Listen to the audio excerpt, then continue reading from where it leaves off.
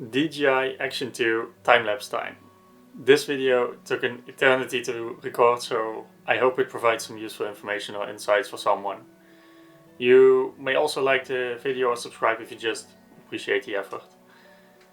The main goal of this video is to show you the time-lapse function and capabilities of this tiny 4K action camera from DJI, the DJI Action 2. If you're not familiar with this camera, I also made a couple of other videos about it. You might want to check those out first. One of my main reasons to buy this camera was the time-lapse functionality in this tiny sized camera.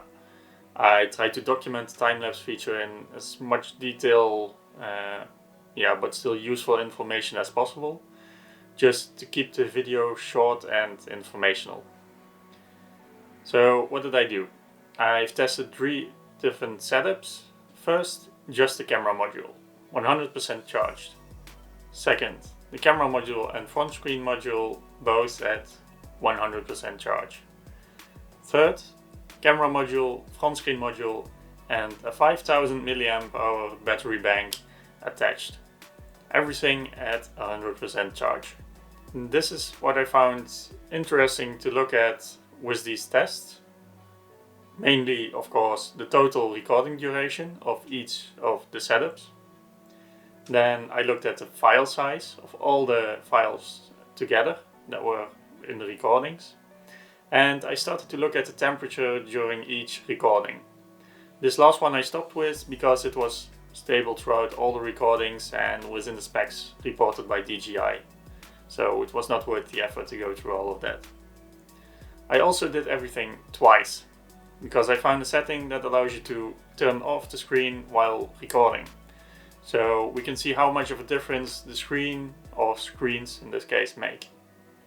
The first set was recorded with the screen constantly on while recording. So for the second set I did it all over again, but with the option screen off when recording, set to 1 minute.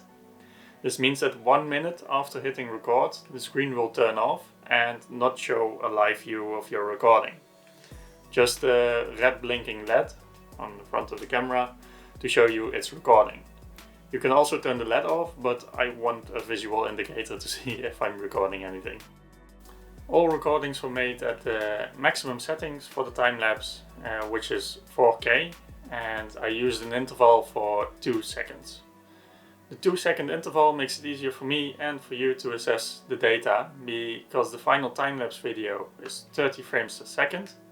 So with a 2-second interval, a complete minute of time-lapse or 60 seconds will provide 30 frames or a 1 second clip of time-lapse footage. So 1 minute recording is 1 second of time-lapse footage, and 5 hours recording is 5 minutes of time-lapse footage. Now let's get to the results of the captures. First, the 4K recordings on a 2-second interval with the screen always on. The camera module only at 100% battery gave me 1 hour and 1 minute time-lapse footage. And it takes up about 817 megabytes of storage. The camera module and the screen module attached both at 100% battery gave me 2 hours and 14 minutes time-lapse footage and taking up about 1.77 gigabytes of storage. The camera module, screen module and the 5000 mAh battery pack, all at 100% battery, gave me 6 hours and 33 minutes of time-lapse footage and uses 3.77 gigabytes of storage space. So this one I had to keep an eye on and restart the time-lapse after 5 hours. There were only a few seconds and minimal battery loss between the 2 recordings. That's something I made sure of. As mentioned before, for the second set I turned the screen off when recording function to a timeout after 1 minute. The camera module only at 100% battery and the screen off gave me 1 hour and 2 minute time-lapse footage, and it takes up about 810 megabytes of storage. So 1 minute more footage and less storage.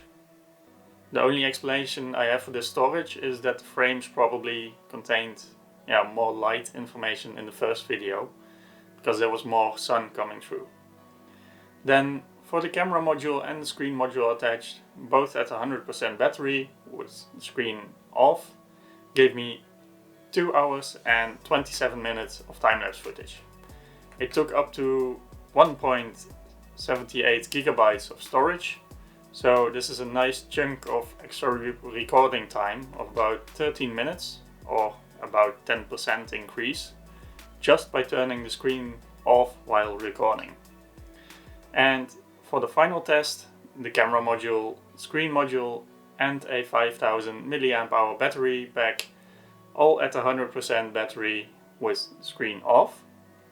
This gave me 7 hours and 1 minute of time-lapse footage and used a bit over 5 gigabytes of storage. So here we see that turning the screen off while recording made a difference of 28 minutes, which is about 7%-ish increase on recording time. So turning the screen off while recording can save you between 7 and 10% on power usage and recording time.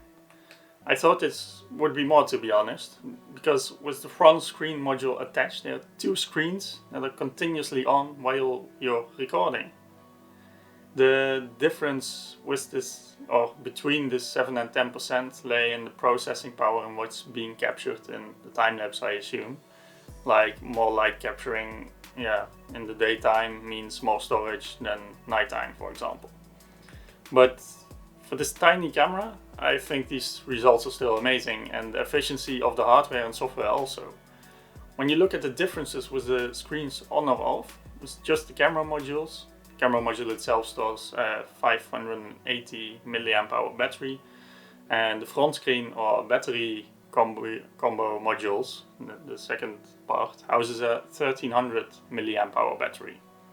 So I'm overall very impressed with the results for the format of battery and camera and what they are able to do. Also, with the internal storage of about 20 gigabytes available for my time lapses, this was plenty for this test at the maximum 4K resolution, as you can see. I didn't run into any issues there. The largest file was 5 gigabytes, or it were 2 files because I was limited to 5 hours. I think the largest file was about 3 gigabytes, so yeah, I didn't have any issues there. An important thing to mention before I end this video: the camera overheated once on me while filming, which I think is completely acceptable, because I was recording from behind a closed window directly towards the sun. Indoors we always have 22 degrees Celsius or 72 degrees Fahrenheit, and when we have the southern sun blasting through our windows, it easily heats up the living room in a couple of degrees in an hour. At the moment of overheating, the camera was hot to the touch, but our unprofessional thermometer, which we use to see if we have a fever, measured 50 degrees Celsius or 122 degrees Fahrenheit surface temperature on the camera. So once again, this is completely acceptable, and within the camera specs, it reacted as it should, and my video was safely stored before or while it overheated. And DJI nicely lists this also in the specs of their cameras, with recording and charging temperatures on the website. So for the camera module and optional modules also. I'll show them on the screen now, and I'll link to the page itself in the description below, so you can check that out if you want. That was it for this video. Let me know what you think in the comments below. This one took a long time to record. Planning, editing, everything. So like the video if you liked it, subscribe if you want to see more of my future content. Thank you very much for watching, and have a very nice day.